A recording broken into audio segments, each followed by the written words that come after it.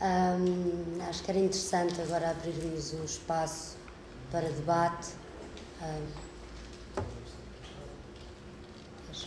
Queres começar? Se calhar é melhor levantar-te, depois o Rodrigo então. Sou João, sou estudante aqui da Faculdade de Letras. Eu gostava de perguntar se não acham que o fator produto e essa preocupação que eu gostava de partilhar, eu noto uma certa incapacidade de mobilização com massa crítica suficiente para mudar as coisas. Eu acho que nada mudará. Há aqui muitas pessoas com ideias políticas concretas e com ideias articuladas. Algumas, com certeza, que há de haver aqui muitas ideias comuns e ideias divergentes. Na esquerda há uma tendência para se discutir muitas ideias divergentes e às vezes há dificuldade em convergir. Isso é e nesta situação do ensino e das propinas, se não houver uma união em reivindicações muito concretas e muito claras, nomeadamente, por exemplo, a abolição das propinas, por exemplo, e ponto final, sem extravasar para o outro lado. Ou seja, em que medida é que vocês concordarão com esta impressão que eu tenho? É uma pergunta que eu lanço a vocês. Que é preciso ter um caderno reivindicativo muito claro, que consiga ter uma base de apoio forte e que seja subscrito e votado democraticamente por uma massa crítica suficiente e que seja uma capacidade de mobilização forte. E a partir daí era uma coisa que eu esperaria, por exemplo, numa reunião desta.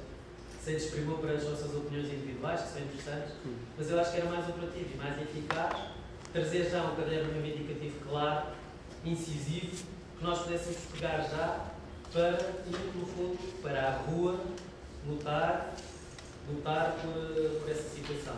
Eu lembro que o Couto dos Santos e o Manuel Carlos, por exemplo, caíram com o risco de educação, as propinas não avançaram no final dos anos 80, princípio dos anos 90, porque houve uma capacidade de mobilização dos estudantes e houve também uma capacidade de estratégia de um grupo grande de estudantes discutir as melhores estratégias para lidar com o poder político, a hipótese de cargas policiais, etc.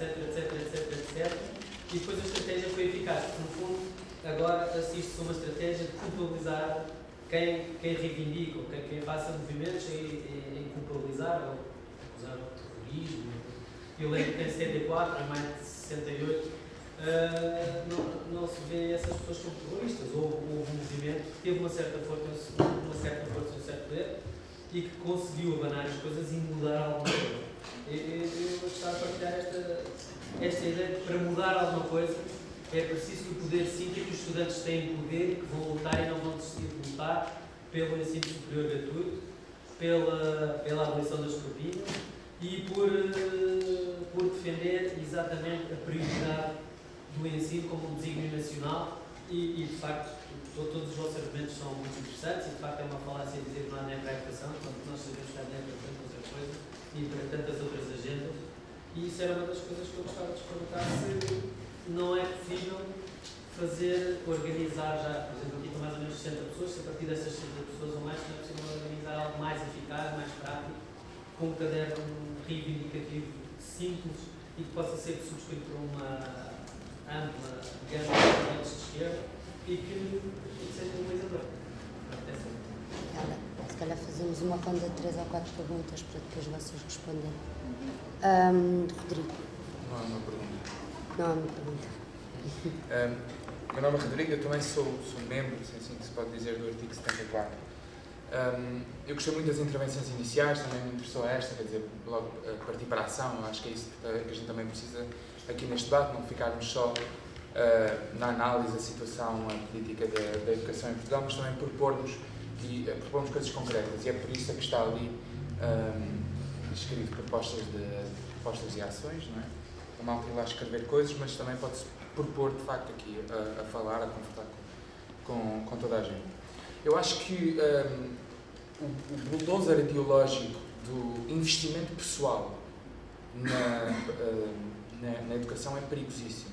Ou seja, o investimento pessoal versus o investimento do Estado na educação. É perigosíssimo porque é reproduzido, vezes sem conta, nos mídias, quer dizer, a gente continua ainda hoje, apesar das coisas terem mudado, continua ainda hoje a ouvir falar do tal estudante que chega de Porsche à faculdade e tem uma bolsa, não é? Quando a gente sabe que hoje em dia não faz sentido absolutamente nenhum. Mas quando nós fazemos a crítica à questão do investimento pessoal, temos também perceber que temos que fazer uma crítica à própria universidade, não é? É uma universidade que está-se a tornar cada vez mais como mais um passo na escada para o sucesso hipotético ou não é? Ou seja, para sermos melhores explorados, basicamente. Nós vimos para a faculdade para depois para termos uma via profissionalizante, seja, mesmo que a gente estude filosofia, mesmo que a gente estude algo que não tenha nenhuma aplicação concreta nos mercados que os mercados neoliberais nos pedem, será sempre com uma via profissionalizante para dar aulas, para isto, para aquilo. Nós nunca vemos as universidades como um lugar de transmissão de conhecimento, um lugar de aprendizagem, também com a sua componente de produção de conhecimento, mas sobretudo um lugar de transmissão de conhecimento para quem quer aprender o que quer que seja.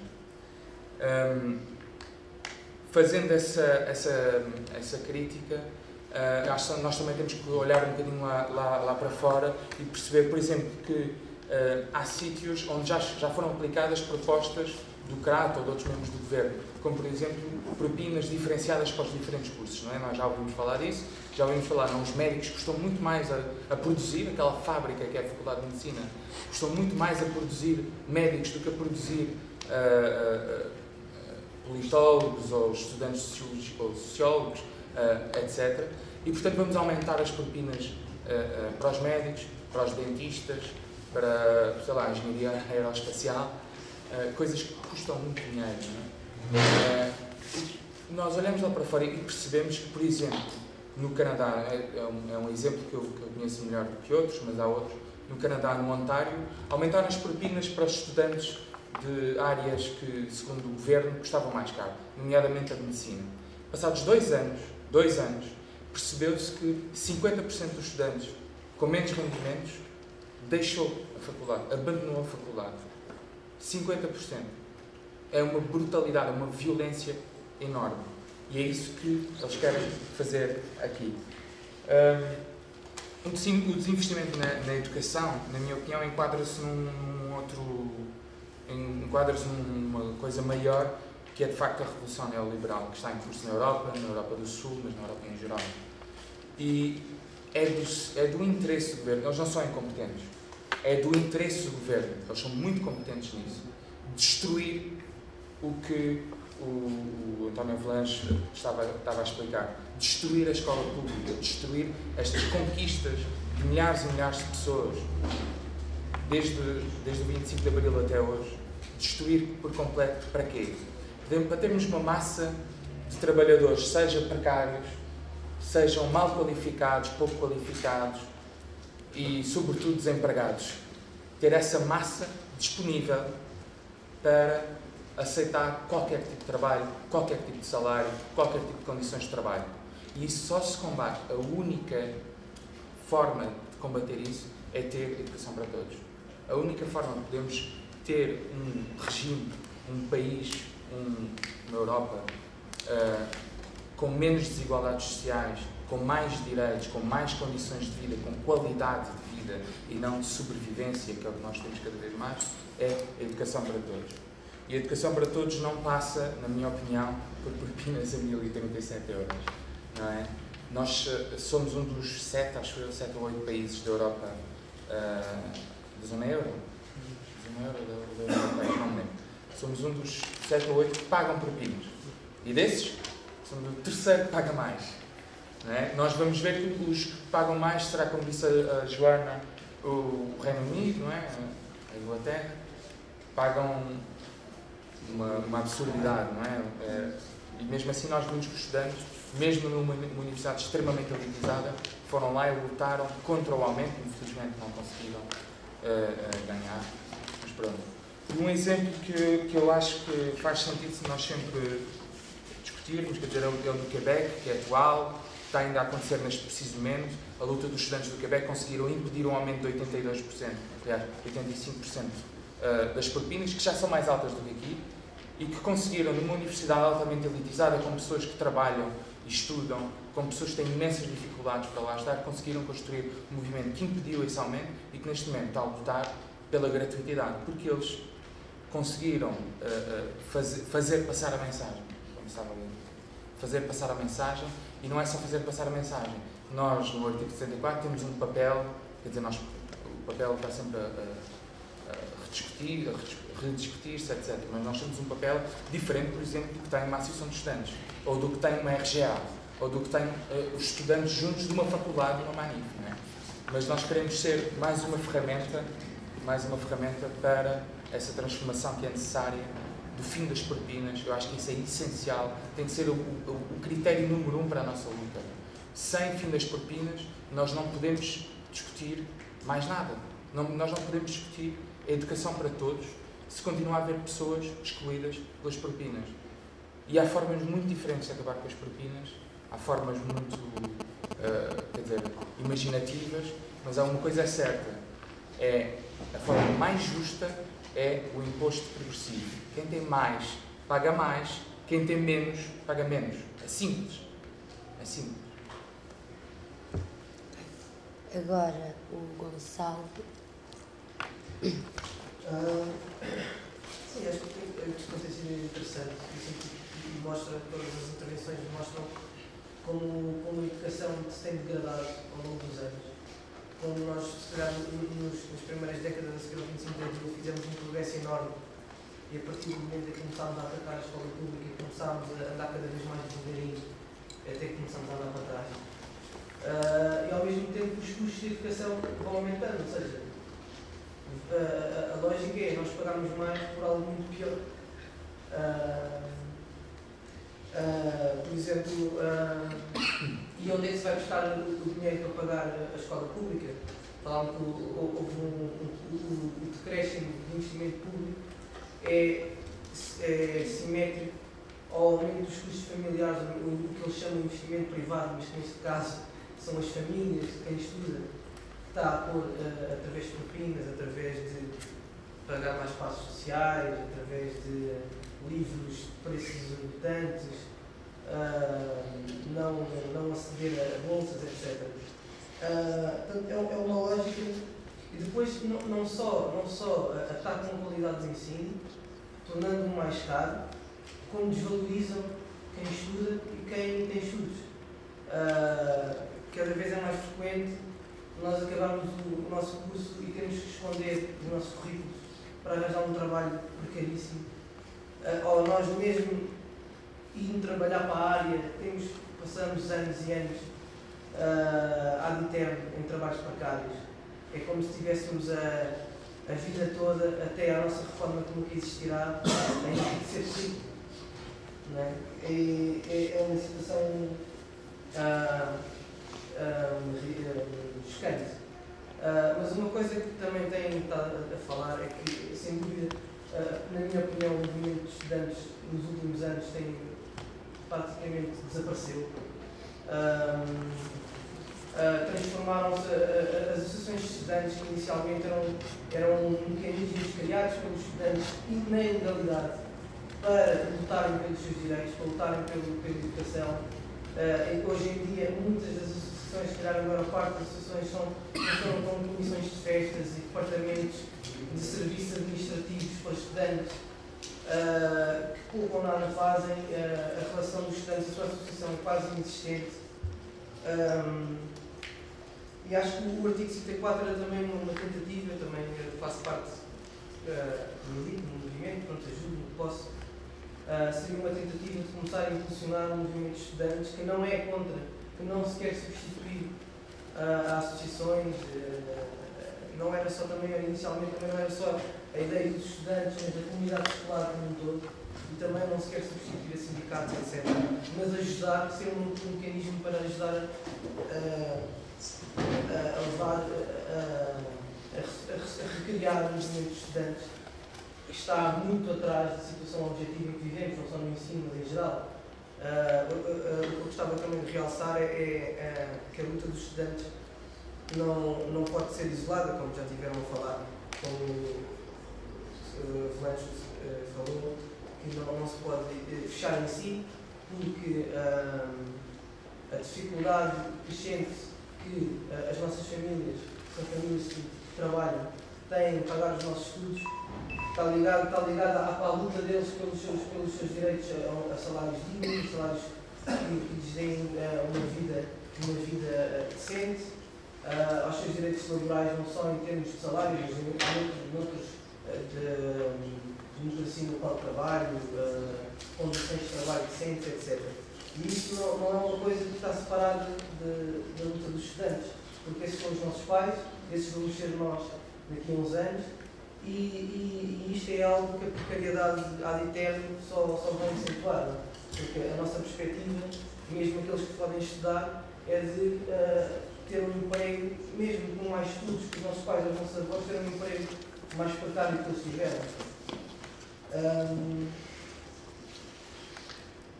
Daí a importância, sem dúvida, concordo com a intervenção que fizeste, João, de termos reivindicações muito concretas que possam aglomerar um consenso de quem concorda que é preciso lutar pelo acesso a um direito básico, que é o conhecimento. Aliás, mesmo de acordo com os parâmetros básicos do capitalismo, que seria uma das condições básicas para que funcione é o acesso à informação completamente aberto. E se nós não temos acesso à informação, ou seja, aos estudos, ao conhecimento, isso é uma falácia das maiores que existe. De facto, acho que é necessário criar um movimento de estudantes com base em coisas muito concretas, como, por exemplo, as Campinas, sem dúvida, o passe. Não é como ter uma estratégia para ter força, porque as reivindicações são claras. Sim. E é fácil. Agora, nós estamos fracos. Desculpa. Sim. Acho que temos que nos aproximar das nossas associações e responsabilizá-las. As associações de estudantes estão claramente não irão fazer nada. Porque é muito interessante que muitas associações de estudantes são controladas por juventudes partidários de partidos de direita, em que principalmente JSD e JS, e eles são os primeiros a despolitizar as associações de estudantes que foram no início um órgão político dos estudantes. Político não no sentido de partidos políticos, mas de luta política. E isso é algo que nós temos que incidir sobre explicar isso, organizarmos em cada faculdade para termos associações de estudantes que sejam aquilo que deveriam ser. E que, por exemplo, podemos utilizar plataformas e documentos do artigo 64 como um sítio de convergência para proporcionar e dinamizar esse processo. Acho que os estudantes não se podem isolar da luta dos trabalhadores, dos nossos pais, dos nossos tios, das nossas famílias, que estão todos os dias, neste momento, a tentar combater essa situação também. Eles próprios muito atrás daquilo que seria a situação objetiva que requer, mas acho que os estudantes ainda estão mais atrás disso. E porque, por exemplo, para ir uma manifestação convocada, por exemplo, da educação do SPGL, é muito diferente eu ir sozinho fazer massa e sou estudante, e eu ir organizado como estudante, num movimento de estudantes, o impacto que isso tem, a força que isso tem no próprio protesto é completamente diferente, na minha opinião. E eu acho que se deve começar a pôr em cima da mesa, e repor em cima da mesa, ocupações de faculdades, protestos como os estaduais em Coimbra dos anos 60, greves de estudantes, como houve no Canadá, como houve em Espanha ainda há pouco tempo.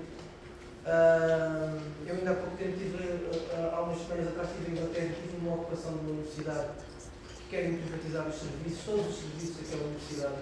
Estava a decorrer uma ocupação há 10 dias.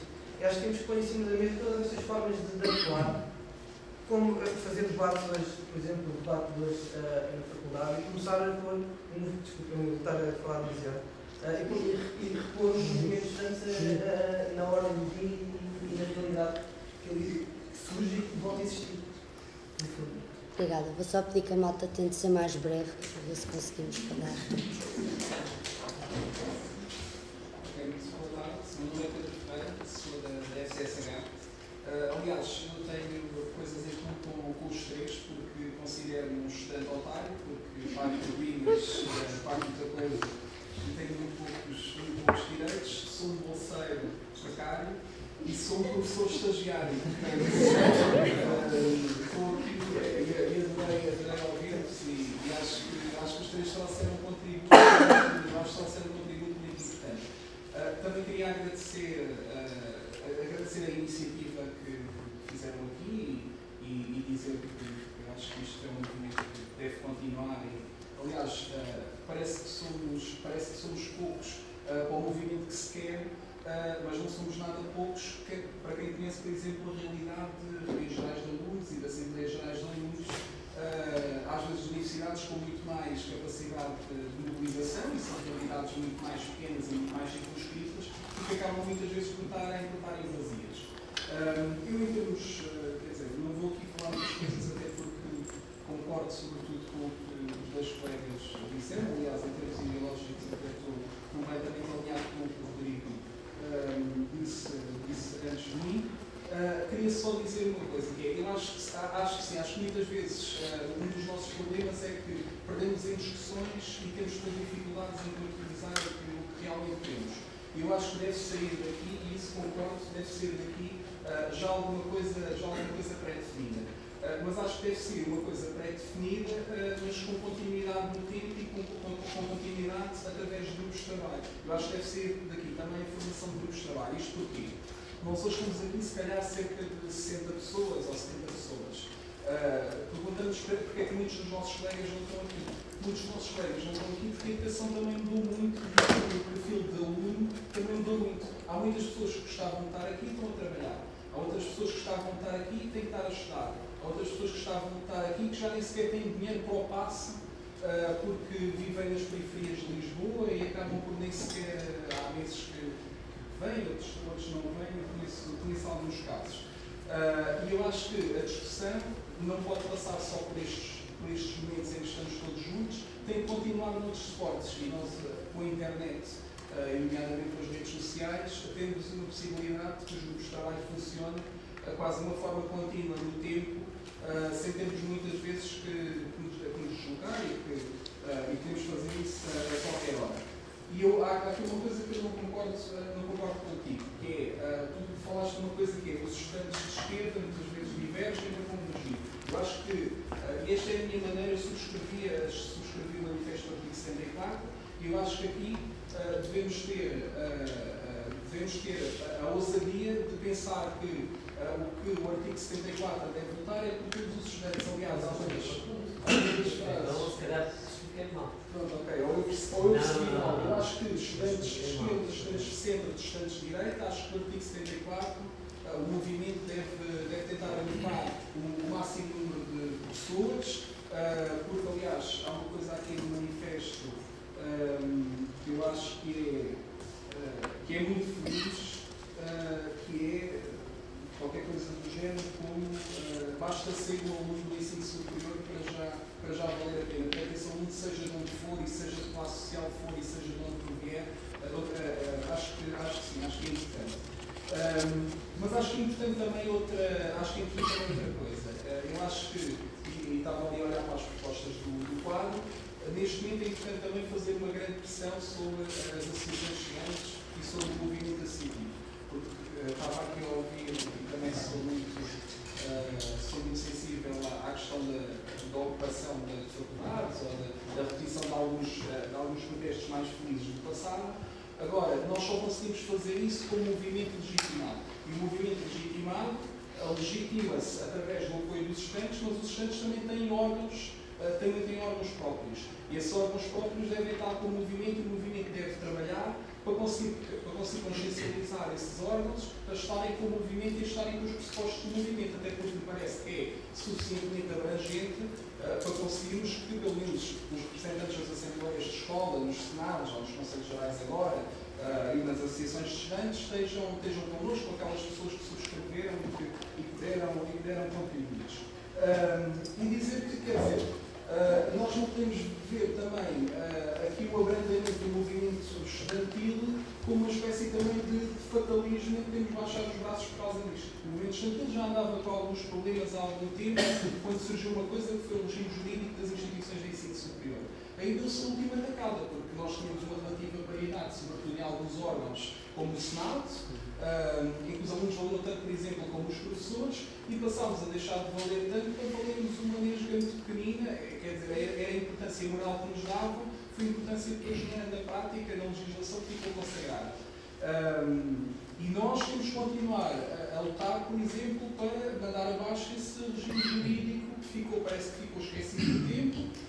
Aliás, já na altura foi difícil lutar contra ele, porque parece que estas coisas surgem todas como, sim senhor, como uma fatalidade, é tal coisa de, parece que temos aqui uma certa consciência, quer dizer, é a própria máquina que nos vai introduzindo isto na cabeça, não é? Que há aqui um certo número de estudantes que são privilegiados, eles têm que estudar, eles têm que pagar, não estão nas escolas para decidir, e vai-se perdendo também aquela que é a tradição democrática do ensino. Eu acho que uma das coisas que o artigo 64 se deve debater é pela recuperação desta tradição democrática, além das propinas, além de todas essas coisas, porque era esta tradição democrática dos estudantes estarem nos órgãos, os estudantes em muitos sítios intervinham muitas vezes muito melhor do que os professores, porque um estudante, por exemplo, que se candidata a uma Assembleia de Escola, no Senado, no Conselho Geral, ou seja lá o que for, tem a motivação de representar os seus estudantes de uma forma completamente voluntária e dar o seu trabalho de forma gratuita. Enquanto muitas vezes nós sabemos como é que os professores eram lá colocados, não é? Como através de grupos de pressão, para ganharem isto ou para ganharem aquilo nos órgãos gerais da escola, e o que acaba por acontecer é que muitos acabam por nem sequer estudar os processos. Portanto, passámos a ter aqui uma espécie de a direção envia as coisas para os órgãos de gestão, porque assim tem de ser, mas passou a ser tudo muito mais alinhado com o que é a linha oficial do regime de cada faculdade. E eu acho que nós temos que continuarmos a bater então por esta democraticidade dentro do ensino superior e pelo voltar a dar importância aos estudantes. E dizer que da minha parte estou disponível para qualquer grupo de trabalho que seja formado e se quiserem formar algum grupo de trabalho. Obrigada. Joseph. Eu estou preocupado para essa. Queria só deixar uma contribuição antes de agora, que era dizer que, pegando o mote do debate, da educação, gostava de dizer que a educação é um direito na medida em que é uma das estruturas que suporta a nossa existência.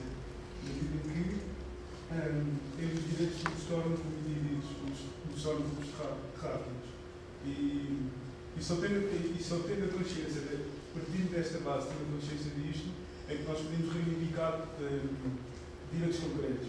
E os direitos que nos tornam como indivíduos são os direitos naturais. Os direitos naturais são confinados pela razão, que aquilo que define é a essência dos terráqueos.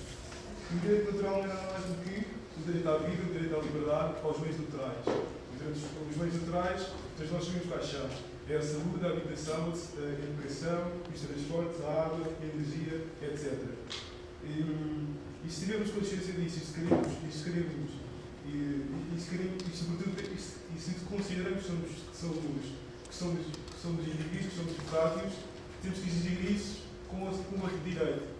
Um outro direito que ainda por mais que queira, por mais que o sistema nos queira, não nos pode tirar, que é o direito à resistência.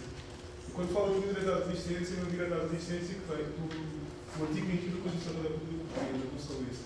Mas sim o direito à resistência como um dos artigos do direito da democracia, que é um dos seus princípios.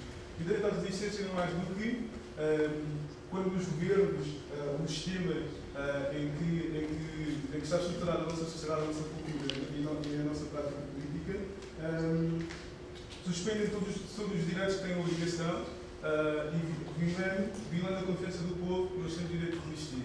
E o direito de resistir é exigir com o direito que nós temos, que é sermos os terráqueos. E isso faz com coisas concretas que muito simplesmente dar consciência às massas, dar consciência às pessoas de que se tu tens direito à vida, tens direito à liberdade, E tu, para poderes viver, tens de ter direito a estes bens naturais. E como tal, se queres tornar, e se consideras como indivíduo e queres tornar como isso, tens que exigir esse direito com direito que ninguém pode tirar, que é o direito à resistência. E isto faz simplesmente com três coisas. Eu sou muito sintético, mesmo que agora, quer dizer, com organização, mobilização e baseado em reivindicações concretas. E nós sabemos que no sistema que está estruturado, para termos estes direitos, e termos direito à vida, à liberdade e aos bens naturais, dos 99% da população mundial não os tem, apenas 1% tem. Isto é um número de contrários. Portanto, quem quiser ser um indivíduo que não seja privilegiado, não fique isolado no seu casulo e possa viver à sua maneira, e quer exatamente isso para as outras pessoas, tem que escolher o salário. O salário é lutar pela igualdade dos trabalhos. Deixando propostas concretas a nível estudantil, eu acho que a questão central no ensino superior hoje em dia é, sem dúvida nenhuma, a questão das propinas. Aquilo que impede a entrada e também aquilo que provoca a saída dos estudantes. E como tal, a nossa reivindicação concreta no caso dos estudantes tem que ser essa. Mas para isso é preciso envolver toda a comunidade estudantil. Bolseiros, professores, pais, funcionários de serviços académicos, todos eles estarem envolvidos nessa luta. Já temos aqui uma bolseira, que é uma precária. Também tem que se organizar dentro da comunidade estudantil, exigir uma coisa que é central para mim, que eu acho que é central, que é exigir um contrato laboral. E também a existência de uma comunidade científica. Obrigada, Jorge. Vou-vos pedir novamente que tentem ser mais breves, porque ainda estão 6 pessoas inscritas e a palavra ainda tem que passar para este lado, não é? Portanto, agora és tu. Sim. Bom, eu se calhar não vou ser assim tão breve. Tenta ser, por favor. Para os outros falar. Agora, sim, certamente. Bom, antes de mais, eu tenho a necessidade de dar um pouco uma nota biográfica, porque eu vou fazer um pouco o papel de defesa de diálogo, apesar de não ser um papel em que eu me sinto confortável. Mas eu acompanhei o nascimento, o vosso juntamento, estive na primeira reunião ali na cantina. E fui sempre acompanhando, que há aquela manifestação que houve, a empresa do ensino, e tipo mas entretanto acho que há muito que me separa, mas ainda assim não me cobrei de dar o meu contributo para que o vosso movimento possa ser o mais amplo possível. E eu acho que ainda é possível, espero que no fundo da educação vocês percebam isso. Sou estudante da Faculdade de Medicina, do 4º ano, para além disso faço parte do Conselho Geral da Associação Académica da Universidade de Lisboa e sou militante da Juventude Socialista, fui delegado do último congresso e só para isso vocês veem que há muito que me separa de algumas das coisas que foram aqui ditas. Em primeiro, concordar contigo, acho que os manifestos dos estudantes têm que ser ultra incisivos. Acho que só assim é que é possível haver uma luta estudantil unânime. Quanto mais pormenorizados forem, maior será a divisão dos estudantes e aí não haverá movimento estudantil. Nunca existirá um movimento estudantil enquanto houver reivindicações demasiado extremadas, quer sejam à direita, quer sejam à esquerda, e esse nunca será o caminho do movimento estudantil. Eu tive a oportunidade de discutir isso numa numa reunião da Associação Académica, por isso que não vou estar aqui a fazer nenhuma inconfidência, em que tive a oportunidade de dizer isso mesmo, porque se nós nos perdermos com lutas demasiado concretas, o mais provável é nunca chegarmos a consenso nenhum e nunca chegarmos a nada nenhum. Por isso mesmo discordo, não sei quem escreveu, por exemplo, aquela frase ali, o fim da praxe, porque se em Lisboa é um movimento que provavelmente muitos estudantes, nós fomos a Coimbra e ao Porto, provavelmente o que acontecerá é que seremos corridos a pontapé e nunca conseguiremos trazer a maioria dos estudantes para movimentos como este. Outra coisa é essa, não sei o teu nome, desculpa. Gonçalo, como é óbvio, discordo totalmente daquilo que disseste. Acho que as associações académicas, nomeadamente a Associação Académica da Universidade de Lisboa, é um exemplo de que não há domínio de forças políticas. Pode acontecer nas associações de estudantes, porque os estudantes assim decidem, os estudantes votam, são livres de votar, quem quiser fazer uma lista de outros movimentos certamente poderá fazer, e aí os estudantes continuarão a ser representados, e eu acho que esse deve ser o papel democrático das associações de estudantes, dos RGA e de todas as instâncias das nossas faculdades. Isto para dizer-vos que, em relação ao vosso manifesto, eu acho que está muito bem conseguido, acho que esquecemos uma coisa, uma nota introdutória importantíssima, é que tudo aquilo sobre o que eu não pronunciar, vocês podem admitir que eu estou de acordo convosco. O que eu dizer é que eu estou de acordo. E aquilo que acho que realmente pode ser o caminho de forma a melhorar o vosso manifesto e a melhorar aquilo que foi debatido e com o qual me vejo profundamente, porque apesar de eu fazer parte de uma junta partidária, isso não me inibe e não me coíbe de muitas vezes ser contra e de discordar totalmente de algumas das posições que têm sido defendidas, nomeadamente pelo Partido Socialista. O que eu acho é que existem algumas informações que é necessário ter algum cuidado. Por exemplo, no vosso manifesto vocês têm uma frase que são as mentiras dos setores da sociedade que querem fazer um ajuste de contas que os direitos conquistados desde a Revolução de 74. Isto é uma opinação daquelas que eu acho que é extremamente perigosa e que se calhar faz sentido para muitas das pessoas que estão aqui nesta sala e conhecem o movimento e conhecem o artigo 74, a sua origem e o que defendem, mas podem ser interpretadas de muitas formas e que podem realmente afastar os estudantes daquilo que é e deve ser o movimento estudantil. Que o artigo 74 pode ser a base, pode ser a origem, e eu acredito que, apesar de considerar que ainda existe algo que me separa deste movimento, se os tocar é porque acho que é possível contribuir e melhorá-lo e que realmente faz sentido a sua existência e faz sentido o seu progresso. Outra dúvida que eu tenho é, por exemplo, vocês quando dizem, e isto é mesmo uma dúvida, quando dizem que é a terceira propina mais alta da Europa, referem-se aos rendimentos absolutos ou em relação ao rendimento absoluto? Comparando o salário mínimo com o salário médio nacional, é muito mais elevado do que qualquer um outro que existe na União Europeia. Essa era uma das minhas dúvidas. Sim, isso também. Por exemplo, também, agora deixem-me partindo um pouco para aquilo que vocês disseram, eu não sei se a investigação é realmente um sítio de elite, ou, aliás, eu não sei o que é entendido por uma investigação elitista. O que é elite da investigação? São os melhores projetos que são escritos? São os projetos mais capazes? Ou vocês o que querem dizer com isso é que existe uma influência obscura na atribuição de bolsas? Eu não sei, eu desconheço. E sinceramente não sei se essa é ou não a realidade, tenho sérias dúvidas que assim seja. E outra coisa é a ação social. Acho que quem é da Universidade de Lisboa conhece minimamente o que está a ser feito, sabe que, apesar dos cortes que têm sido feitos na educação e ensino superior, e aí estou profundamente de acordo, acho impensável que se cortem 900 milhões no ensino superior, parece que é o bolo total que vai ser cortado, mas isso não implica obrigatoriamente com um corte na ação social. Quanto mais existe uma proporção depois, um ajuste na proporção do que é ou não a ação social e percentual, mas nomeadamente na Universidade de Lisboa, existe um reforço atual da dotação da ação social, que é feito quer através do programa de habilitação, quer feito, por exemplo, através da construção de uma nova residência para estudantes.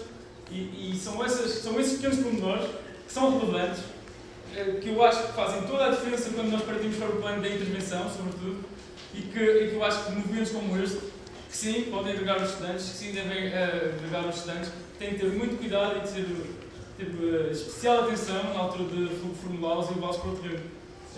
E agora, para terminar, eu quero felicitar-vos a todos por estarem aqui presentes. Eu sei que nós todos temos muitas divergências políticas, ideológicas, intelectuais, culturais, de todo o tipo, mas acho que a luta estudantil passa muito por isso, passa por nós sermos capazes de encontrar as pontes necessárias para trazermos connosco todos aqueles que defendem o ensino superior, que está claramente a ser colocado em risco, e esse é o direito que nós, independentemente de sermos da JS, da JSP ou do PCP, devemos sempre continuar a lutar por ele, porque é de facto é indescritível. O que se passa no ensino superior português começa a ser indescritível e merece a nossa atenção e que nós consigamos trazer connosco tantos que nos quiserem participar. Ok, obrigada. João Corvelo.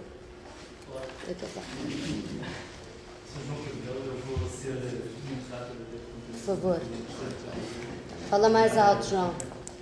Mas ainda Levanta-te. não queria deixar de fazer um ou dois comentários no chat. O primeiro é que eu estava a ouvir as intervenções iniciais do João, da Joana e do António, e isto parecia mais ou menos o panorama da sociedade transposto para o panorama do ensino. Ou seja, primeiro fala o João Carreiras, que nos fala, é estudante de ensino superior, e fala-nos de abandono escolar, e já foi aqui dito como o abandono pode ser feito ainda antes de acontecer a própria frequência, não é? Ou seja, nem sequer se poder abandonar o ensino superior porque não se chega lá. Depois fala a Joana e fala-nos da perspectiva pós-ensino superior, que é a precariedade e a precariedade dos bolseiros em particular, e depois o António não disse, mas podia ter dito, podia ter falado do desemprego dos professores, que é a terceira perspectiva. Mas faltava ter aí um imigrante na mesa e ficamos mais ou menos com o desenho do país. E depois o Pedro, aliás, entendeu tudo em si próprio e sistematizou um bocadinho todas as apresentações iniciais. Agora, não é como é que se chama? João. O João dizia uma coisa que eu acho que é engraçada, que é se nós nos prendermos em reivindicações muito concretas, dificilmente conseguiremos consenso absoluto. Não, extremadas. Muito extremadas e não, tu usaste a pormenorizar. Se calhar o mas é no contexto de serem politicamente demasiado concretas. E eu acho que isso em parte é verdade, porque faz parte do processo de diálogo, de aprendizagem, de construção de programas, de uma plataforma, tudo isso é verdade, mas eu ponho as coisas um bocadinho ao contrário também. Que é quando nós nos prendemos em consensos absolutíssimos sobre tudo e mais alguma coisa, dificilmente conseguimos fazer uma reivindicação concreta. E esse é, aliás, um dos problemas do movimento estudantil, não é? E acho que o que o João falou muito bem no início sobre isso, que é a falta de reivindicação. Ou seja, o que é que significa, qual é a importância política de ter uma reivindicação no ensino superior, como é que ela se constrói, qual é a capacidade que ela tem, que já agora também é importante ter alguma capacidade de ela. E acho que isso responde um bocadinho também à intervenção do João sobre programas, sobre definição política, sobre como é que nós nos posicionamos, não sei o que mais. E eu acho que a escolha do novo artigo 74 não é uma escolha inocente, porque a Constituição também não é uma Constituição inocente.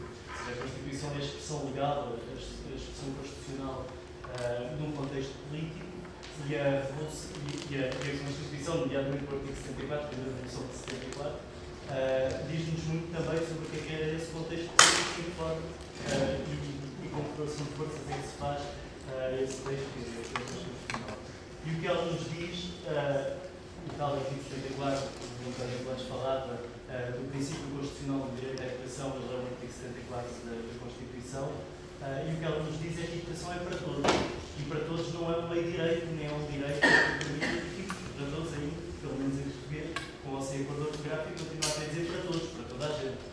E portanto, se é para toda a gente, as propinas são um entrave à própria Constituição. Isto levanta-nos uma série de questões, porque os painéis do início foram basicamente a dizer-nos o que é a Constituição e a seguir a dizer como é que ela não é cumprida, que é a realidade hoje. E portanto, acho que em termos de reivindicação concreta, é essa a educação feita, mas é mesmo a educação que defende ao fim das propinas. Porque já agora não é verdade que não se pague. Não é verdade que o fim das propinas queira dizer uma escola gratuita, porque a escola não é gratuita. O que acontece é que nós pagamos com os impostos, ou pagam os nossos pais, pagamos com as propinas, que são uma taxa sobre os impostos, depois dos impostos, para ter não um serviço, mas meio serviço, que é um serviço de muitos anos, mas com os próprios trabalhadores. E portanto nós pagamos duas vezes para ter metade do serviço. E é isso que é absolutamente inacreditável, do meu ponto de vista, inaceitável neste momento, na situação do ensino. Uma última coisa só sobre a pergunta que o João, que aqui da Faculdade de Letras, fazia, sobre como é que nós nos posicionamos, o que é que fazemos a seguir. Bom, eu acho que nós vamos a todo lado, não é? A situação do país não nos deixaria, aliás, não ir a todo lado e não ir com toda a gente defender essa tal reivindicação concreta. Portanto, nós nunca fomos convidados para organizar qualquer manifestação que haja, o artigo 74, com uma base programática que relativamente comum, o artigo 74 lá estará, qualquer debate, porque os debates também são uma forma de fazer política, lá estaremos. Estivemos na cantina quando ela fechou, como estivemos na greve geral, já agora, e está aqui o António, que é presidente do sindicato, com trabalhadores, e isso também desmistificou aquela ideia que as greves não são dos estudantes, não é? Os estudantes estudam, os trabalhadores trabalham, e portanto temos aqui uma divisão. Não temos divisão nenhuma e vamos de todo lado. Agora, isso faz-se com um programa político, não é um programa fechado, é um programa aberto, concreto, claro, com reivindicações que se fazem e que se vão fazer, são duas coisas diferentes, mas é um programa que está para as bases são as mesmas, mas esse programa faz-se com base na discussão pública, naquilo que é a discussão do dia-a-dia e naquilo que são as propostas que, independentemente dos princípios constitucionais pelos quais nos batemos, são propostas que fazem o seu caminho e que permitem disputar aquilo que é a maioria das opiniões e, portanto, a maioria das forças do poder. Ok, obrigada, João. Queria só pedir para fecharmos as inscrições agora enquanto o Afonso falar, porque temos meia hora. Sim, eu vou ser mesmo muito breve, já nem conheço muito para dizer. Começo só por também responder aqui um bocado ao João, sentirem que tu tiveste uma posição assim um bocado esquizofrénica, ou seja, por um lado olhavas para o manifesto e dizias que realmente concordavas connosco, por outro lado repetias ao longo do teu discurso uma palavra, vocês. Portanto, logo aí eu senti que tu estavas assim a meter aquela bastância. E é exatamente isso que eu acho. Mas pronto, mas é isso, é que nós estamos, e se nós achamos que conseguimos ser um movimento, obviamente, sem dúvida, contra o status quo e contra este governo em específico. Portanto, aí define-se logo à partida. Mas, obviamente, que queremos ser um movimento grande e um movimento abrangente. Portanto, logo aí lanço o convite para deixar de usar a palavra vocês e usar a palavra nós. Queria especificar um exemplo da Cantina Nova, que não sei se todos sabem que foi encerrada, isto tudo na sequência de uma luta, de certa maneira, interna entre a UEL, a Universidade de Lisboa, e o ISCTE. E no final, quem tramou, obviamente, foram os alunos, muitos do ISCTE, que pagavam a alimentação social e vão agora, a partir de agora, em filas muito maiores, 5 ou mais euros para ter uma alimentação pior. A nossa maneira de contrariar isto foi, para começar, chamar a atenção para o problema. Ninguém sabia que isto estava a passar e as pessoas, de certa maneira, ficaram a saber. Ocupámos a cantina e houve uma altura que eu acho que nós sentimos, que é, chegámos a estar a falar caras a caras com os reitores e calhamos sempre num bloqueio que é o orçamento. Eles invocam um orçamento e, portanto, eles têm um limite no que podem fazer. Apesar de nos quererem, provavelmente, ajudar, não conseguem. Não tanto da parte do ISCTE, mas pelo menos da parte da UEL. E é aqui que nós temos de perceber que, apesar da luta ter de ser nas faculdades e com os reitores e com toda a comunidade académica, tem de ser também maior, tem de ser mais geral, tem de ser sem dúvida a gente perceber que o problema não se limita à faculdade, é o orçamento do Estado, é o país, são as votações, é o ambiente político portanto, do país. E portanto não podemos demitir de maneira alguma de olhar para fora e perceber que a nossa influência tem de chegar a outras cidades. Nós temos este movimento em Lisboa, temos de chegar às outras cidades, temos de mobilizar para se perceber que não queremos este governo que está a fazer agora isto e nós sabemos o que é que está a fazer, e todos os outros que se alinham neste modelo de gestão da educação que nós nos opomos totalmente. Nota final, concordo totalmente, e fui eu até que disse aquela frase ali, que é pressionar as AES para tomarem uma posição. Eu sou de medicina, a minha associação de estudantes nem sequer faz referência. E o que eu estou a tentar fazer é que, ao menos, apareça no programa eleitoral das listas, não deve ser só uma, mas que apareça pelo menos lá, que reconheça os problemas. E isto já é uma diferença e já é algo que pode levar à criação de mais debates assumidos pela Associação de Estudantes e a criar este movimento que eu acho que nós queremos todos. Ok, obrigada. És tu? Eu? Sim. Não te inscreveste? Inscreveste? Não és tu. Miguel. Não estava a perceber se era eu. Pronto, eu chamo Miguel Queijo, sou, ali como o António, sou professor, embora neste momento desempregado, sou de Filosofia.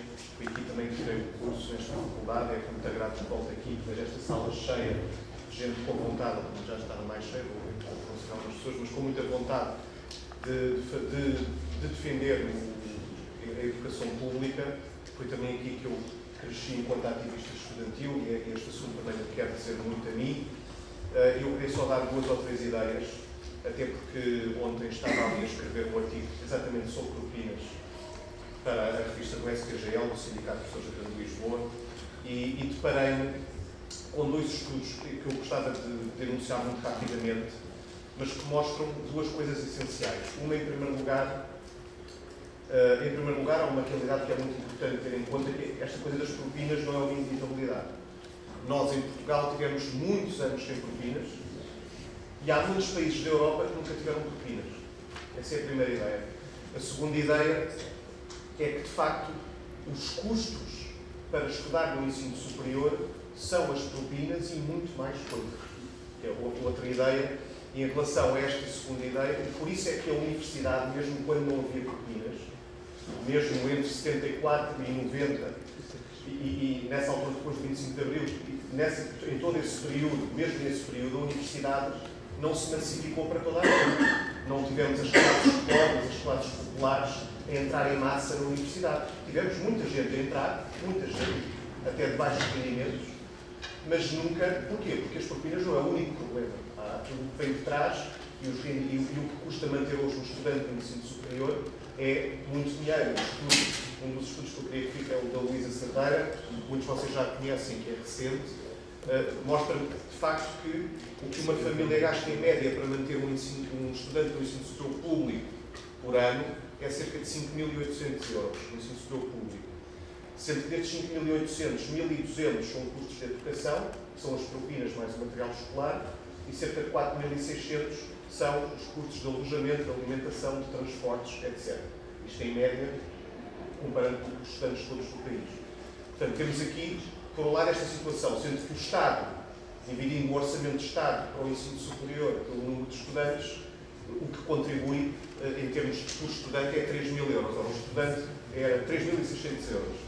O Estado dá 3.600 euros por cada estudante e cada família dá 5.800 euros por cada estudante. Portanto, hoje em dia, estudar no ensino superior é muito mais uma despesa das famílias do que uma despesa do Estado. Esse é o primeiro estudo. Mas outro que me fez, já é mais antigo, e que, de facto, me pôs a pensar mais um bocadinho, é um estudo já mais antigo, de 2005, de um senhor que é o Belmiro de Cardita, também é aqui, está ligado aqui à Universidade de Lisboa, e que diz que em 1995, quando a propina era a propina indexada ao salário mínimo, eram na altura 360 euros, o número de estudantes de rendimentos baixos que estavam no ensino superior, rendimentos baixos ou muito baixos, cujas famílias com rendimentos baixos ou muito baixos, era de cerca de 13%. Ou seja, dos estudantes todos do ensino superior, 13% eram oriundos de famílias de rendimentos baixos ou muito baixos. Este valor, em 2005, baixou para 8%. Ou seja, em 2005, já só 8% dos estudantes é que eram estudantes oriundos de famílias de rendimentos baixos ou muito baixos. Sendo que em 2005, 38% das famílias tinham rendimentos baixos ou muito baixos. Portanto, a lei das propinas que nós tivemos em 2002, 2003, que foi o aumento da propina de 360 euros, mais ou menos, para a propina mínima de 460 e propina máxima 900, na altura. Hoje em dia a propina máxima já superou os 1.000 euros e já não há faculdades como esta, por exemplo, aqui, que teve 2 ou 3 anos a propina mínima graças à luta dos estudantes. E hoje todas as faculdades têm mais do que a propina máxima. Só este aumento determinou logo que muita gente deixa de poder estudar. Até porque, segundo o tal estudo da Luísa Cerdeira, a própria bolsa média cobre muito menos de 1/3 das despesas totais que um estudante tem. Essa história da ação social, a ação social, por melhor que ela seja, não corrige o problema de haver pessoas que, de facto, a barreira económica para estudar continua lá sempre. Portanto, acho que esta é uma luta extremamente importante. Fico satisfeito de estar aqui tanta gente com força e vontade de a continuar. E ela pode ser ganha, não há inevitabilidades, como eu disse. As propinas não existiram durante muito tempo e há muitos países em que elas nunca existiram. Olá, boa noite. Eu sou o evangelista, sou dos Precários Inflexíveis, faço também parte do grupo Bolseiros. Em primeiro lugar, do grupo Bolseiros Estudantes. Queria-vos pedir desculpa por vir mascarado, acabei de vir um bar de máscaras, e que se chamam trabalho, e então vim assim neste estado lastimado. Mas, fazendo esta primeira explicação, queria só também, um pouco no sentido do Miguel, e é interessante que as duas intervenções sejam seguidas, porque também queria dar aqui um sinal primeiro de satisfação, porque parece-me que esta opinião mostra bem que há muita gente interessada no tema da defesa da escola pública, do ensino superior gratuito. Há muita gente com vontade de fazer mais coisas. E, portanto, obviamente que tudo vai depender da capacidade de mobilização, do trabalho de cada ativista, de cada pessoa que tiver neste movimento, mas, obviamente, que é muito bom, é bom sair daqui desta reunião com a impressão de que há muitas condições para este movimento avançar. Também fiz parte do movimento estudantil, também já fui investigador, já fui bolseiro, portanto, sei como é que às vezes no movimento estudantil às vezes é complicado as coisas mexerem, mas vejo muitas coisas alinhadas neste momento e parece que há condições para avançar e para pôr a fasquia mais alta. Mas o essencial da minha intervenção era dar uma palavra de solidariedade para com o artigo 74 e como a Joana também já falou, há um contínuo entre a fábrica de precários que é o ensino superior, que depois muitos deles também vão trabalhar de forma precária para a ciência e todas as outras formas de precariedade, e por essa razão, e também obviamente que todos os cortes, estavam a falar há pouco numa das questões do manifesto, obviamente que todos os cortes que são dados à investigação implicam também uma redução na capacidade de investigação do país, portanto, menos desenvolvimento, menos conhecimento, menos empresas também, porque se há menos investigação há menos conhecimento para dar emprego a mais pessoas e, portanto, se há menos dinheiro para investigação, há menos cientistas, os bolseiros são mais precários, não há condições nenhumas para haver contratação e, portanto, um investimento na ciência também é importante e afeta, então, e liga o movimento estudantil ao movimento da precariedade. E por isso, nós já estivemos com o artigo 74 na questão da cantina, que foi falada há pouco, na preparação agora do 2 de março, e portanto, era para dizer que podem contar connosco em todas as ocasiões. É uma luta que é conjunta. Obrigado. Obrigada, Lu. Ainda faltam 3 pessoas a falar. Antes que mais gente se vá embora, porque entretanto está a bater nas 8 e as pessoas têm que se ir embora, queria convidar-vos para um género de uma reunião aberta, de um encontro que vai haver do artigo 74 no próximo domingo, às 17 horas no MOB, 19 horas no MOB, na Associação MOB, que é ali no Bairro Alto. Não sei se conhecem, na Travessa da Queimada. Pronto, posto isto, fala a Joana. Joana. Eu vou pedir desculpa porque há uma mensagem que eu não percebi muito bem, que é: queremos um ensino gratuito, ou seja, acabar com as propinas, ou usando a palavra que o professor utilizou, ou queremos um ensino tendencialmente gratuito. É porque é muito diferente. Vou ser aqui um bocadinho preconceituosa, não sei, mas eu acho que... Antes de continuar, eu limitei-me a transcrever a lei de bases, não é uma opinião minha. A lei de bases diz tendencialmente gratuito. Sim, mas é uma palavra que eu acho que se aplica. Mas é um problema que não ocorre só na educação. A gente olha para a saúde e vemos também aquilo que eu acho que até é mesmo. Portanto, vou pôr em pé de igualdade, tanto a saúde como a educação deviam ser tendencialmente gratuitas. Quer dizer, não cabe na cabeça de ninguém aquilo que se paga, por exemplo, ir às urgências num hospital público. As pessoas deixam de ir, porque ninguém pode ir a um hospital público mesmo. Eu quero dizer, pagar 20 euros de taxa, nem toda a gente, taxa moderadora, nem toda a gente tem 20 euros de taxa, 20 euros no bolso para pagar. Portanto, aquilo que eu penso a dizer é assim: tem que ter um bocadinho de cuidado também com as exigências que se estão aqui a fazer. De repente vir aqui alguém e estar a pedir um ensino gratuito, não, eu quero ir, peço desculpa, Joana, mas eu quero ir a conferências no estrangeiro, eu quero ir aprender, isso é ótimo. Mas não há dinheiro para pagar isso tudo, não há dinheiro para pagar esses sonhos todos, porque não há mesmo.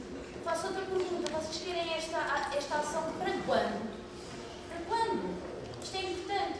O país está preparado para daqui a 1 ano, a 2 anos, abater estas medidas. Vamos imaginar que conseguimos de facto ter um ensino gratuito. O país está preparado para isso? E as outras pessoas também estão numa situação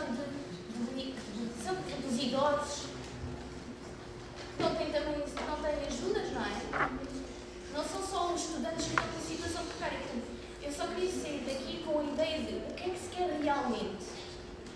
E também temos que ceder, não podemos só exigir. Temos que exigir até um limite razoável. E temos que olhar para o país e para a situação em que o país está. O país está na miséria. E se calhar antes de estar aqui a tentar, há uma sede de luta muito grande, há uma vontade de luta. E eu fico mesmo muito feliz por ver que há pessoas que se preocupam com o país e que vêm para aqui de uma maneira ou de outra dar o seu contributo. Agora, eu só queria sair daqui e volto a dizer, quais é que são os limites, até onde é que nós estamos dispostos a ir e o que é que se quer realmente. Porque se me disserem que se vai acabar com as propinas, então eu abandono este movimento. Não acho que isso fosse grande ideia. Não quer dizer que não fosse uma ideia ideal. Não quer dizer que eu não gostasse de ter um país em que não tivesse que pagar propinas, em que tivesse direito à saúde. Não estou a dizer que não. Isso não vai acontecer nunca. E até porque o português, quando tem acesso a coisas gratuitas, tem uma leve tendência para estragar. Porque é verdade, é a nossa maneira de ser. Nós não cuidamos, pelo menos é a minha ideia, acho que não cuidamos daquilo que temos. Só queria que respondessem a isso. Se querem mesmo um ensino gratuito, tem que ser o Estado a pagar tudo, ou não, se temos limites, temos só limites. Obrigada, Joana. Gustavo. Sabes o que é que me atraiu um bocado no vosso movimento? É que eu já tinha ido a manifestações, já sou estudante de ensino superior, já tinha feito aí uma série de coisas, tive quando se foi vacinar um livro de ponto na DGES, que era uma manifestação nacional, já tinha estado noutras coisas parecidas, mas era de coisas de fachada. A manifestação da DGES, por exemplo, foi negociada 2 semanas antes entre, na altura, a pessoa que era o presidente da Federação Académica do Porto e o secretário de Estado do Ensino Superior. O que vale é que o rapaz, 1 mês depois, 2 meses depois, foi nomeado assessor do secretário de Estado do Ensino Superior. E, portanto, estas mentiras que existem e que se encontram mesmo no ativismo dos estudantes, encontram-se muito também no ensino superior em si, quando contactamos com a universidade, quando contactamos com as faculdades, com os diversos professores, está cheio de mentiras. E, portanto, é claro que eu estive nessa manifestação, vocês ocuparam uma cantina em conjunto com outras pessoas, estava lá muita gente. Eu nunca tinha ocupado a cantina, foi a primeira vez. E perguntaram-me, houve muita gente na altura que me criticou, mas para aquele protesto, vocês ocuparam a cantina, têm o direito de fazer isso. Eu respondi que sim, a cantina existe porque existem estudantes. Se não houvessem estudantes, ninguém usava a cantina no dia a dia. Ninguém pagava as refeições, logo a cantina não era necessária. É claro que eu li também o manifesto e concordo com tudo. Se calhar acrescentava meia dúzia de coisas, mas depois chamavam de revolucionário, é melhor não. Agora, é preciso descortinar um bocadinho as mentiras que referi e as mentiras que o ensino superior está pejado. E a primeira é das propinas. As propinas já houve uma altura em que não existiam e o ensino superior funcionava bem sem elas. Já houve uma altura em que eram muito mais baixas e o ensino superior continuava a funcionar. As propinas diz que são atualizadas à taxa da inflação nacional determinada pelo Instituto, não sei o quê, tudo mentira. As propinas subiram muito mais do que qualquer inflação nos últimos 15 anos, nos últimos 20 anos, desde que foram propostas no segundo governo de Cavaco Silva. Elas já não incidiram bem mais que umas vezes, não teve problemas nenhumas em criar o maior dos condicionalismos à entrada no ensino superior. A esse ponto, e se calhar vale um bocadinho a pena ter em conta, é que não foi só, houve muitas outras coisas que subiram, o custo de vida aumentou, aumentaram os preços dos transportes, mas nada aumentou tanto quanto as propinas, que é a propina mais elevada da Europa relativamente aos salários mínimos e médios nacionais e é a terceira a maior propina da Europa, mas também não somos um país rico. Eu ouvi uma vez um colega alemão, também químico, que dizia que a propina lá eram 1000 euros, ele não se importava, toda a gente tem 1000 euros para pagar propina. Ora, em Portugal, nem toda a gente tem 1000 euros para pagar propinas. E muitas das pessoas, para terem esses 1000 euros, têm de fazer sacrifícios tais que ninguém lhes pode exigir 1000 euros para entrar naquela que supostamente é a maior ferramenta para a introdução no mercado de trabalho, para a perseguição de uma vida como decente, digna, tudo mentira. As taxas de desemprego vocês conhecem os números da precariedade e conhecem perfeitamente as possibilidades que a maior parte dos estudantes encontra para entrar, quando chegam ao mercado de trabalho, mesmo com uma boa formação, mesmo com uma formação que nós sabemos que é dispendiosa e que é muito esforçada, porque os cursos efetivamente são difíceis e têm pormenores científicos também complicados, aos quais mais ainda chegarei. E chegam e vão receber 500 euros ou 600 euros ou 1000 euros, vão receber praticamente o mesmo que se não tivessem estudado. Portanto, quando nós dizemos a alguém, vai estudar, que é o melhor que tens para fazer para a tua vida, estamos a mentir.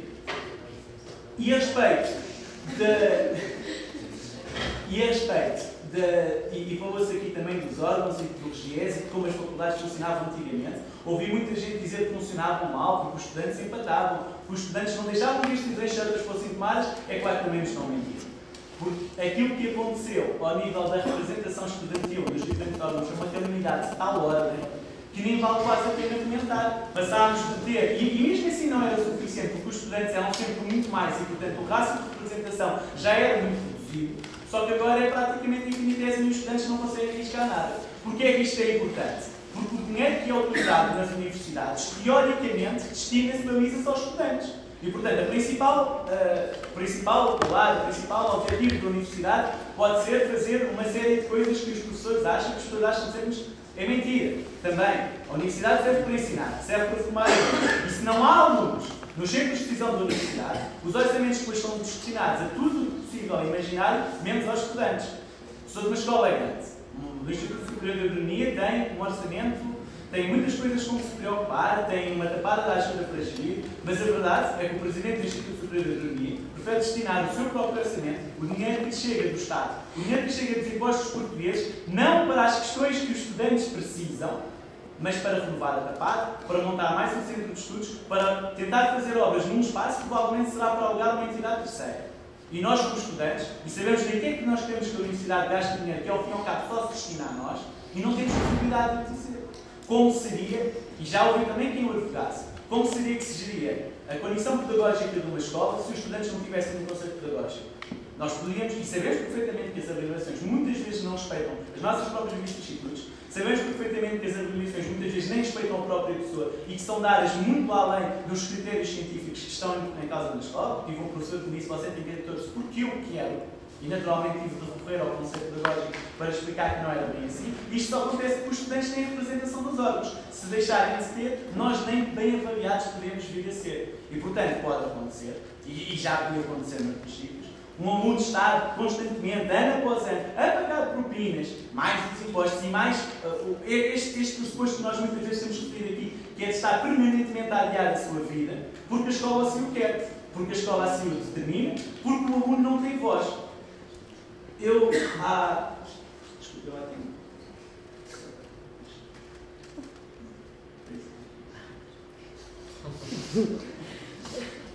Há um pormenor muito interessante que eu ouço muitas vezes falar do ensino como se fosse um serviço. Faculdades prestam esse serviço, a lusófona, perdão, a Lusíada, essas faculdades, para nós vamos lá, pagamos, acabam por nos dar um diploma, seja por onde for, com as metodologias que forem apreciadas nesse sentido. Eu ouvi uma vez o Francisco Lassan dizer que era funcionário público, não tinha vergonha nenhuma disso, era professor numa das melhores escolas de economia do país e que, cumprindo esse desígnio, não passava apenas de um funcionário público. E eu percebi aquilo que eu queria dizer no sentido de que se as escolas públicas deixarem de ter orçamento para isso, que as únicas escolas que vão superar são as escolas como a lusófona e os alunos que não têm dinheiro deixam de se poder formar, e os alunos que têm dinheiro e que até querem aprender alguma coisa deixam de o poder fazer porque a universidade não funciona bem. E há uma referência que eu tenho que fazer relativamente a esta questão dos serviços, esta questão da visão sobre a própria universidade, e tem muito a ver com uma palavra que aqui já foi muitas vezes empregada por um mau sentido, a gratuidade. Que a universidade não pode ser gratuita. Que as pessoas têm que pagar, porque ao fim e ao cabo foi uma coisa que se determinou e que de alguma forma quem se quer formar tem que fazer esse pequeno sacrifício. Eu vou recordar uma coisa. Na minha escola, e peço desculpa estar a dar um exemplo tão concreto, existem cerca de 1.700 alunos e, portanto, seriam provavelmente cerca de 2 milhões de euros de propinas quando se pede aos alunos que façam esse pagamento. 2 milhões de euros de propinas, num contexto do orçamento da escola, não é rigorosamente nada. Era dotar um ou dois centros de investigação, era fazer uma melhor gestão dos fundos, era, por exemplo, no buraco do BPM, tirarem-se apenas 0,3% daquilo que foi gasto para salvar o banho e que podia ser gasto para salvar a vida de muitos estudantes. Podia ser gasto para evitar que se dessem a propina máxima em praticamente todo o sítio, porque é só a propina máxima que é aprovada. E se dar uma propina mínima, ou uma propina mais baixa, ou rigorosamente propina nenhuma, porque, como já foi dito muito bem, o ensino superior já se utilizou assim. E, portanto, quando eu vejo este tipo de manifestos, e conseguem trazer muita gente, e conseguem trazer sítios de muitos sítios diferentes, eu fico interessado. E sinto-me cativado até por essa diversidade. Eu antevejo algum tipo de união que se consiga estabelecer em torno destas medidas. Existe claramente uma vontade. Nós sabemos o que é que queremos melhores condições para o ensino superior, porque o corte ou exige que os alunos vão pagar mais pelo mesmo ensino, ou exige que os alunos vão ter pior ensino, piores condições, piores instalações, piores laboratórios no meu caso, e piores, e até menos professores, todos aqueles critérios que são minorados. E portanto, com estes dois pontos em vista, Gustavo, tenta ser mais breve. superior, vou acabar, com a maior dotação para o ensino superior e a eliminação da redução de propina, e a outro patamar, e isso também é importante, maior representação dos órgãos, por achar que se isso não acontecer, podemos sofrer aquilo que já aconteceu em muitos sítios, que é converter as universidades naquilo que já se disse, a fábrica de recados, e numa instituição que está unicamente balizada a mandar gente para a indústria, a mandar gente até para indústrias específicas, como aconteceu em Aveiro.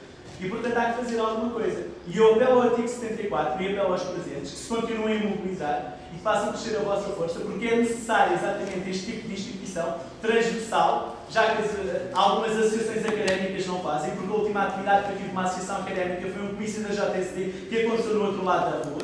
E, portanto, felizmente que há movimentos de estudantes que estão completamente à par e contra esta logística, e eu convosco estarei daqui para a frente. Obrigada, Gustavo. Vou ser muito rápido. Só fazer um comentário ao que foi dito sobre as interações ali atrás. Primeiro, há 3 tipos de políticas fundamentais estruturantes no ensino superior que levaram ao estado em que isto chegou. Primeiro, foi o aumento exponencial das propinas em 20 anos.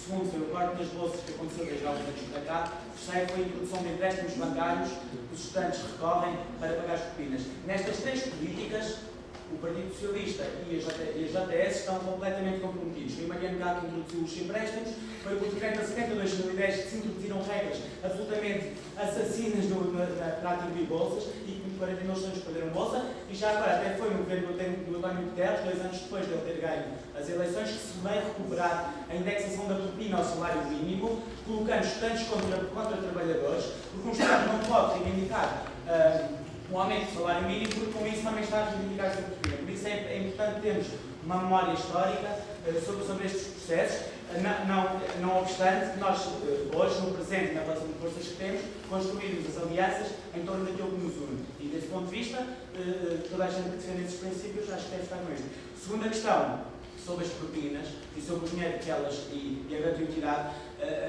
O que se gastou, já foi aqui referenciado mais ou menos, o que se gastou no BPR, o que nós vamos pagar 7 mil milhões de euros, é mais de 7 vezes aquilo que se gasta no ensino superior num ano, que é 700 milhões de euros mais ou menos no primeiro dos últimos anos. Portanto, só com essa alteração, se pudéssemos, por exemplo, a banca a pagar 25% de IRC, como paga qualquer café, a pagar sobre os seus lucros 25%, nós tínhamos dinheiro para isto e muito mais, para idosos, para estudantes, para muita coisa. Agora é preciso coragem política. E não é verdade que as universidades, por serem gratuitas, as pessoas estragam a universidade e a universidade ser ocupada apenas por ricos. Obrigada.